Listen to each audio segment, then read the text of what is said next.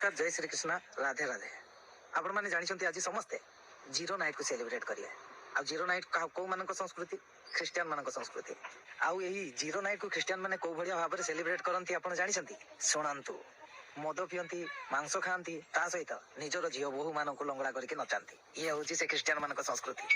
नमस्कार भाई और भूणी मैंने आ गोटे नुआ वीडियो आपको समस्त को स्वागत करुअछि।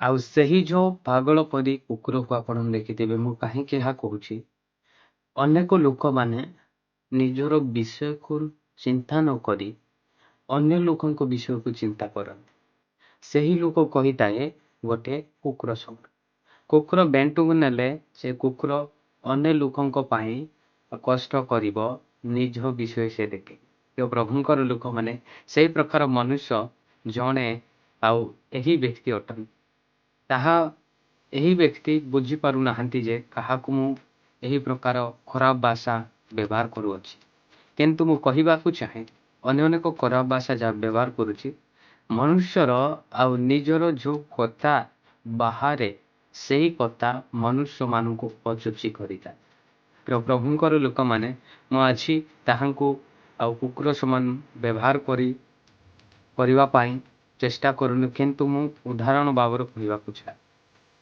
जो प्रभुंकर लोक माने आउ एही जगत रे देखिले क्रिश्चियन परिवार बहुत लोक अटନ୍ତି किंतु क्रिश्चियन विरोध को जीए गले से टंका कमाइबा पाई जाउछि एही व्यक्ति मध्य अशोक निज नाम अशोक बोली कह जाय अछि मु मध्य आउ मोर वीडियो आसु नथिला किंतु आगे मु आंकर वीडियो मध्य पकाउथि एही अशोक निजको आउ वायरल हेबा पाई आउ निजको आउ पैसा कमाइबा पाई से यूट्यूब रे अनेक क्रिश्चियन मान को गाली देउछि क्रिश्चियन मान को गाली देले हिंदू परिवार लोकान देखि तांको सपोर्ट करी पैसा कमाइबो जेते दिन जीवन बंचबो सेते दिन ये कमाइबो जीवन चली गले तार एमिति नरक रे छटपट होई मरिबो से नीचे जानी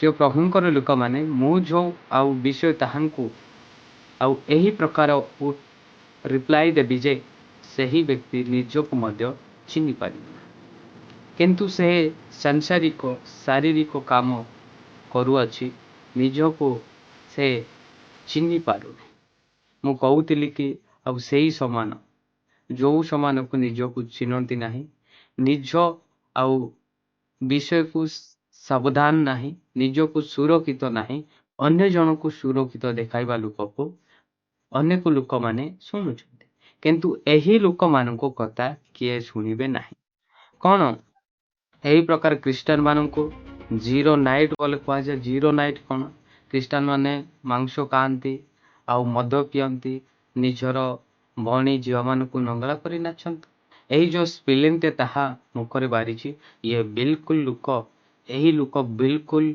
आउ अनेक सह्यतानुर दुष्टता लोक जदि आपने यह कही तांते शिव को कहीं आ से भल कपड़ा मत दे नाहंती से लंगड़ा बंगड़ा कपड़ा पिंधिकी से बुलू अच्छी आउ सही प्रकार मूर्ति गुड़ाक तैयार करिसंती आपन से ताहांको तो कपड़ा पिंधाओ मु कहबाकू चाहे एमिति लोक माने नित्यांत एही जगत रे आउ प्रभुंक पाई अनेक बाधा विघ्न अनेक विपक्ष लोक एही विपक्ष लोक माने देख प्रभु को ग्रास करबा पाई चेष्टा करूछन शयतान रो संतान माने एही प्रकार व्यवहार करिबो किंतु जेते बेले पवित्र बाइबल प्रभु जीशु ख्रीष्ट आसी नथिले आंको परि ही लोक होउतिले वस्त्र न पिंधिकी आंको परि कथावार्ता व्यवहार ख्रीष्ट आसीबे आउ सेही समय रे एमिति लोक मान को नरक रे पकाइबे जेतेले ख्रीष्ट ए जगत को बलिदान देले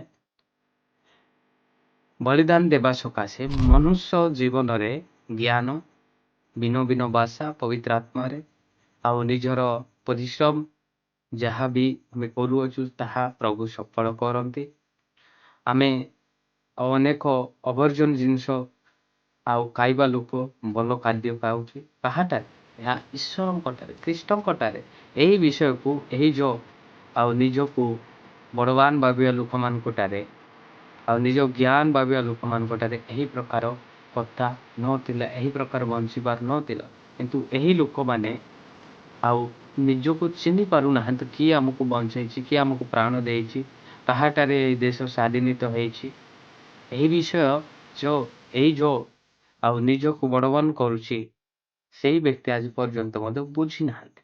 ମୁଁ କହିବାକୁ ଚାହେଁ, ପ୍ରଥମ ତେସଲୋନିକ ଯଦି ଆପଣମାନେ 5 ପର୍ବରୁ ଯଦି 22 ପଦ ଦେଖିବେ, ପ୍ରଭୁ କହିଛନ୍ତି ମନ୍ଦଟାରୁ କେମିତି ଲୋକମାନେ ଦୂରେଇ ଥିବେ। ନା ଖ୍ରୀଷ୍ଟ ଲୋକମାନେ ଏ ପ୍ରକାରେ ଆଉ କାମ କରିବେ। ଖ୍ରୀଷ୍ଟ ପରିବାର ପାଇଁ, ଖ୍ରୀଷ୍ଟ ଲୋକଙ୍କ ପାଇଁ ଆପଣମାନେ ଭଲରେ ଅଛନ୍ତି। ଖ୍ରୀଷ୍ଟ ଲୋକଙ୍କୁ ତାଳନ କରୁଛନ୍ତି। ଆଗରେ ହତ୍ୟା ଥିଲା, ମନ୍ଦ ଥିଲା, ବ୍ୟଭିଚାର ଥିଲା, ଅନେକ ପ୍ରକାର ରହିଥିଲା। କିନ୍ତୁ ଶୟତାନ ଅନେକ ପ୍ରକାର ଲୋକମାନଙ୍କୁ ଗ୍ରାସ କରିଥିଲେ। ଏବେ ଯୋଉ ପ୍ରଭୁଙ୍କ ଲୋକମାନେ ଅଛନ୍ତି, ସେଇମାନେ ଆଉ ଈଶ୍ୱରଙ୍କଠାରେ ମନ ପରିବର୍ତ୍ତନ କରି ରହିଛନ୍ତି। ଯାହାଠାରେ ମନ ପରିବର୍ତ୍ତନ ନାହିଁ, ଯାହାଠାରେ ଆଜି ବି ଶୟତାନ ବାନ୍ଧିକି ରଖିଛି, ସେହି ଲୋକ ଏହି ଅଶୋକ ଲୋକ।